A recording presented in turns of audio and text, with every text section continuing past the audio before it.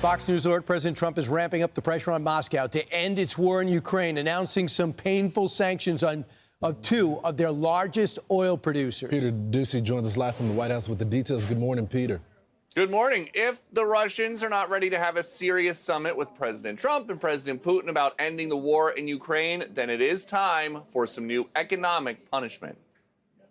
We are going to either announce after the close this afternoon or first thing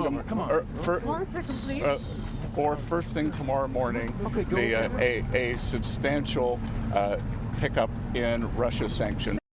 They didn't wait. Now more than half of Russian oil exports have been slapped with new sanctions. You've got the Rosneft, which holds about 40% of Russia's oil production, with a new sanction, and Lukoil, which holds about 15% of Russia's oil and gas production, slapped with a new sanction. And President Trump thinks that even without this new economic punishment, Putin is close.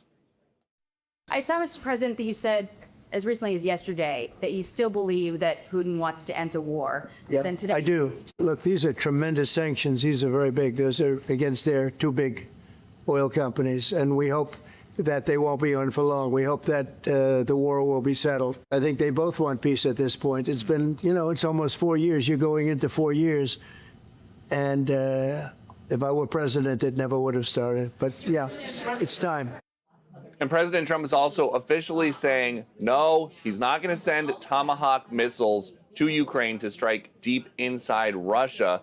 The reason that he is giving now is because there's too much of a learning curve. He says it would take the Ukrainians 6 months to a year to learn how to actually shoot the Tomahawks, which means that the only way they would get shot is by Americans, and that is not something that anybody here wants. Back to you. Peter, Mark Thiessen just said in speaking to General Keane that it's not 6 months. The president got bad information. It's more like 6 weeks.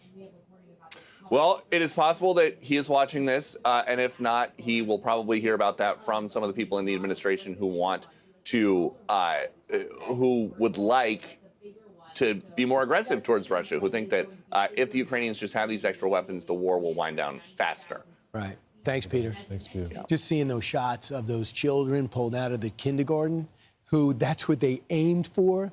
The Russians aiming for children in kindergarten.